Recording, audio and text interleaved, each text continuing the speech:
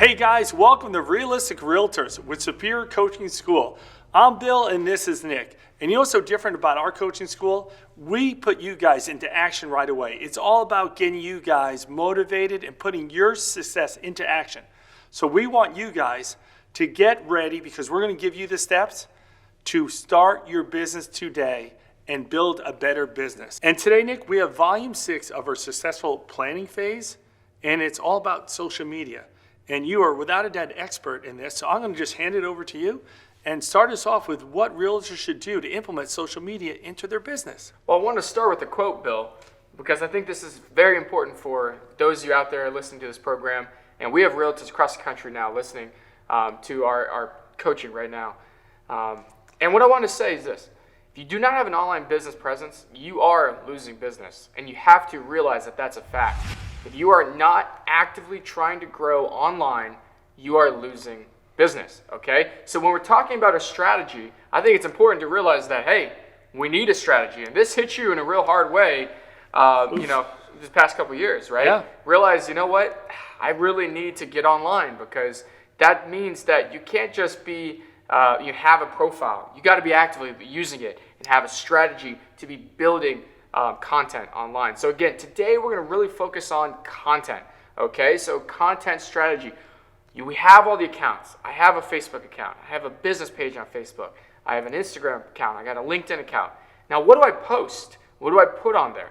All right, so let's kind of dive into this and talk about how we manage what we're posting, all right? And I think the first thing we want to start with is, and this might sound really obvious, but post houses.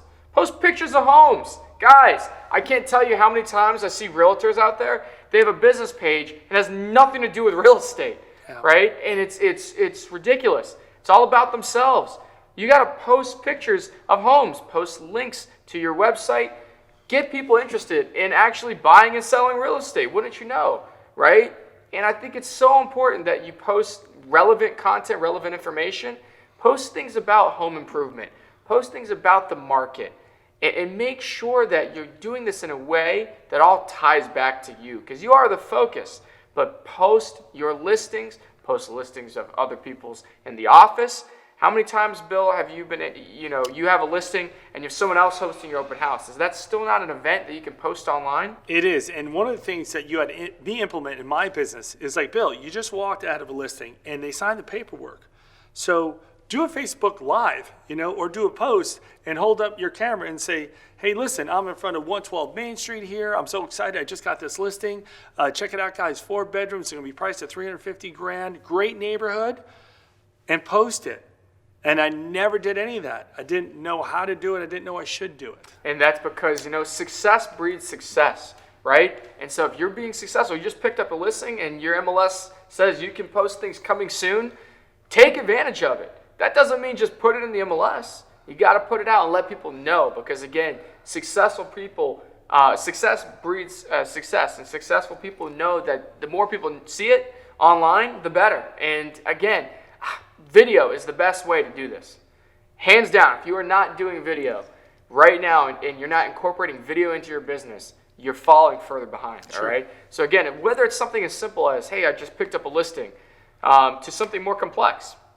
Now you're going to pay someone, a professional, to make a video. Or maybe you're just going to sit down in your office once a week, give a market update on what's going on in your market.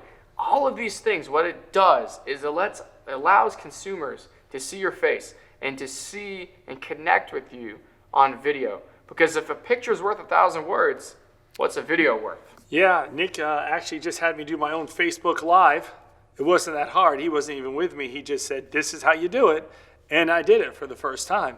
And then I looked, I was like, oh my God, like 250 people watched it, and there's a lot of power behind that. And I didn't realize that. Well, what's important is that Facebook really loves itself. So guys, I challenge everybody this week, especially those who have not tried Facebook Live or Instagram Live, go live. I want everybody to go live and talk about your business. Talk about where you're headed, right? Maybe this is quarter 1 for you. This could be quarter 2, quarter 3, quarter 4. Talk about where the market's headed and how you plan to attack it and prepare for the coming year. I think it's so important for anybody that's going live to realize these following things. Don't be afraid to make mistakes.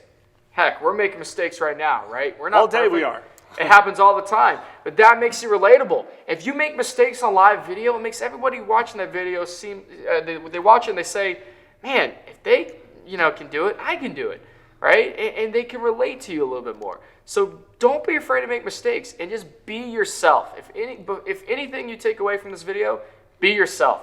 Make sure that when you are going live or you're posting content on Facebook and social media, make sure that you're being true to who you are and be authentic, because authenticity in this business, when you're growing online, that's what earns you referrals and business through social media. Yeah, Nick, that's a good point about the live video, because I'm just thinking about all the events that I sponsor in this one community called Skybrook. And I'll sponsor their Easter egg hunt event. I'll sponsor golf events. I should have done a Facebook Live leading up to every event, and I never did one. Yeah. And another thing that Nick taught me that I didn't do, and I should implement in my business a long time ago, he's like, Bill, you farm this one community, you put out 1,000 flyers a month, okay? Why don't you just take that flyer that's made already and post it on Facebook? He's like, you're already giving someone a lot of money to put these flyers in the mailbox, or maybe you're mailing out postcards. Just take it and post it. And then you said, post it in the community. Yeah. Join that community's Facebook group. Yes. And every media thing that you mail out or live, whatever, make sure they get it too. It's all about name recognition and facial recognition, right? So if you're already spending the dollars to farm a community, you need to be putting that online as well, because subconsciously, right? If you send out, subconsciously, if a buyer or clients see that flyer that you sent out, subconsciously, and they saw it already on Facebook, they're going to say, I've seen this guy. He's all over the place. Man, Bill Price everywhere. I keep seeing Bill Price. He was on Facebook, now he's in my mail. I guess I should call him, at least give him a shot at the listing appointment, right? And if that's what it is, if you're farming a community and you're sending out 10,000, let's say you're sending out 10,000 postcards a month, and you know that 9,995 of them are getting thrown out within 2 seconds, and only 5 people are really looking at it. Sure. You got to realize, again, the efficiency is what's key. You want to make sure you're getting those, because that's the, if you could take that 5 and make it 10, because maybe a couple people saw your post online, they saw it on Facebook, they saw it in a private group, maybe they saw it on Nextdoor, right? Another private forum online. Then they're thinking to themselves, okay, I got to give this guy a shot, Sure. right? And that's what's really key. It's all about name recognition and repetitiveness. I think the keys are consistency is king. Content is king, but consistency is just as important, right? So you can have the best content in the world, but if you're posting once a month, nobody's going to see it, right? But if you're consistently posting every single day, and you're making sure not only to be posting on one social media platform like Facebook, but you're now taking that same content and pushing it to other platforms, you're just opening up all these other doors that were never open before. And that brings us to the next point. Posting is critical, consistency. And there's a lot of people out there that post with no content. So we have to make sure that we post with content, right? So Nick, why don't you go over some of the stats that we did some research for all the realtors out there on the importance of using different types of social media? Yeah, so you guys can see some of the statistics that we'll bring up here. But there's really a couple important ones that I'll point out. We oftentimes, again, when we're looking at social media and who are we targeting, it's really all about audience and how do we grow our network. Because social media is all about expanding and seeing who you know. Right? We get friend requests all the time, don't we, Bill? Especially right? him. Well, we all do. I mean, nowadays everybody's getting requested, to be connected on LinkedIn and Facebook all the time. Okay? But what's important to know is that if you have a really good connection with somebody, okay, and they have a big sphere and a big network, they're friends of your friends. And what do we call that in real estate, Bill? A referral. Potential referral. Social media was built for real estate agents, Sure. all right? So again, we got to look at our audience. So if you're thinking to yourself, well, my audience is going to be probably 35 and older, well, you got to look at on an application or a social media platform like LinkedIn, 79% of users on LinkedIn, 35 and older. So you might think to yourself, well, I've been posting all this stuff on Facebook.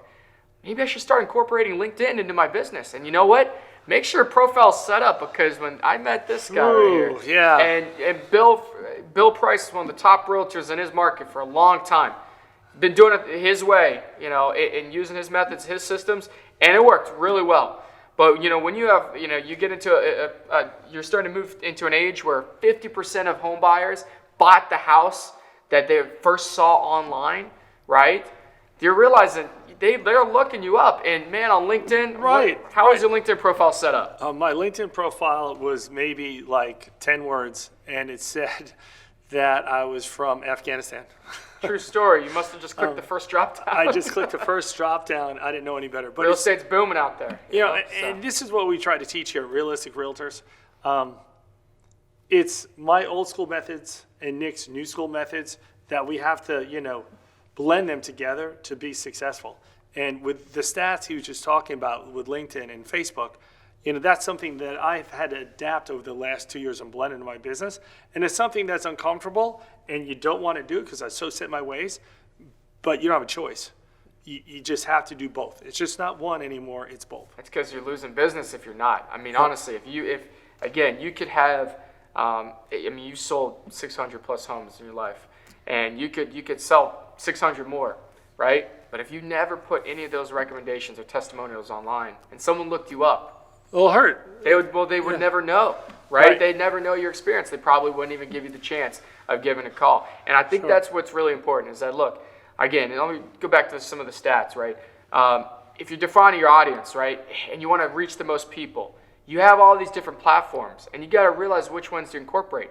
Again, I'll bring it back. 50% of all home buyers, when they ended up buying their house, they saw it first online. So that means you got to be posting, listings for sale, open houses, events, places that they can come see, homes that they can come view with you.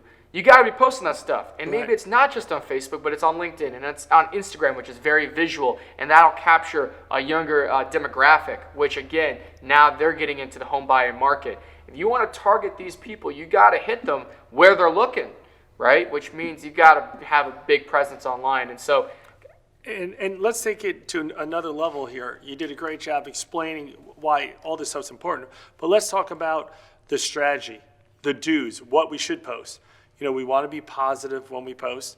Some motivational stuff would be great. Show gratitude.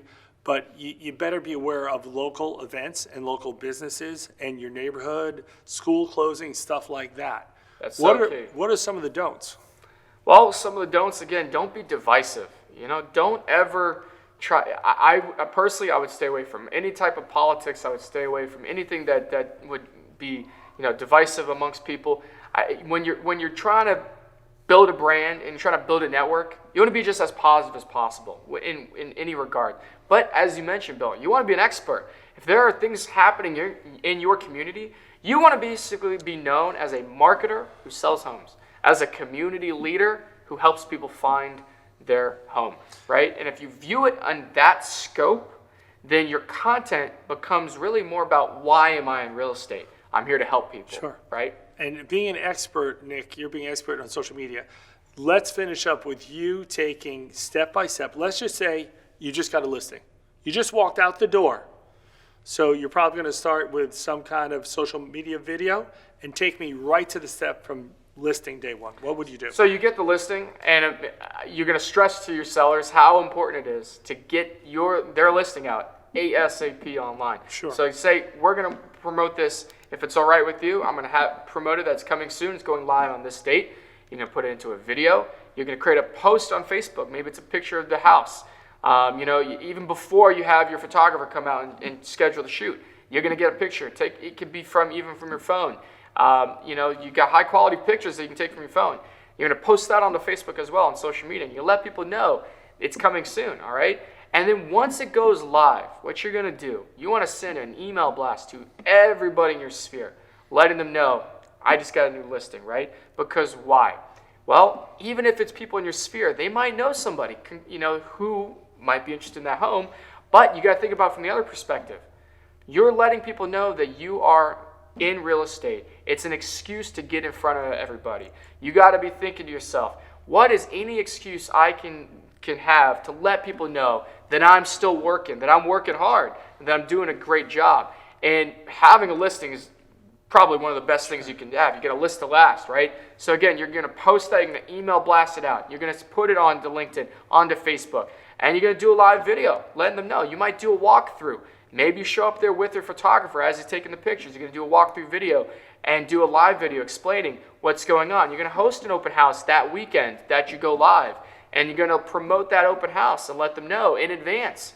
Let people know on social media. And what you're going to do then is you're going to take all of that content and you're going to start sharing it.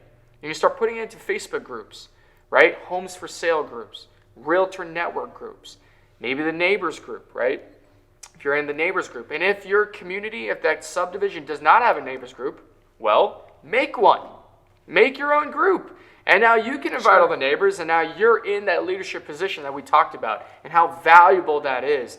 And then really what you want to really seal it home with is you're going to put this in the next door and let people know that here's an event that you're going to have to come to. Make it an event. When you have that open house, make it an event to be at. Say we're going to have snacks and drinks, and make it a party if you want. Invite people in and let them know. And you can put all of that onto social media, because as people come in, if you have something, you've done stuff, have face painters, and you can do like a block party, stuff like that to gain interest in something like that. You take those sponsorships, as you mentioned, those creative ideas, get pictures with people in your community, tag them on Facebook, and now you're tapping into their friends of friends, which can turn into referrals. You're basically just organically spreading your influence on social media, and you're not doing anything different than you already were. So that was great from start to finish, and we'll finish up here in a minute. But the house is listed now, and you want to keep in front of your clients. Are you going to start listing stuff, posting stuff that says, hey, mortgage rates today. Hey, here's a great painter. So you're going to offer here's some contractors, here's an update on mortgage rates, here's a great insurance person. You're going to show value that way? Exactly. A great agent told us not too long ago that one of the best ways to get a referral is to give a referral, right? If you want to receive a lot of referrals, refer other people. So if you have people, vendors, business owners, restaurants, people that you know that are surrounding you, share them, because they will share you and they will help you and engage with your content. So I always tell people this, and I'll leave you guys with this, and then we'll recap. Social media is very much a two-way street, all right? We can get people to engage and like our posts, right, because they see our content. You can also comment and like on their posts. The best way to get more people, Nick, Bill, I get this question all the time. Nick, oh my God, nobody is in my sphere. Nobody's liking my pictures and stuff. What do I do to get more people to like our stuff? Well, I tell them, the first thing you got to do, like their stuff. Yeah, that's right. Because they're not going to see your posts. Play along. Like Play along. Play the game, exactly. So we have a special guest this week who I am so excited about. And you're good friends, so introduce him. Yeah, so Amanda Williams is our special guest this week, and she's going to talk all about social media content that she puts out. She makes amazing videos. She's got a bubbly, energetic personality. And you know what's interesting about Amanda? She's in Raleigh, North Carolina, half the month, and California. Which is why her brand is the Traveling Realtor. So that's right. We're so excited. You guys are going to learn so much from Amanda in this interview, and it's an explosive, awesome interview. So we're really excited for that, and we'll see you in our next lesson. See you guys.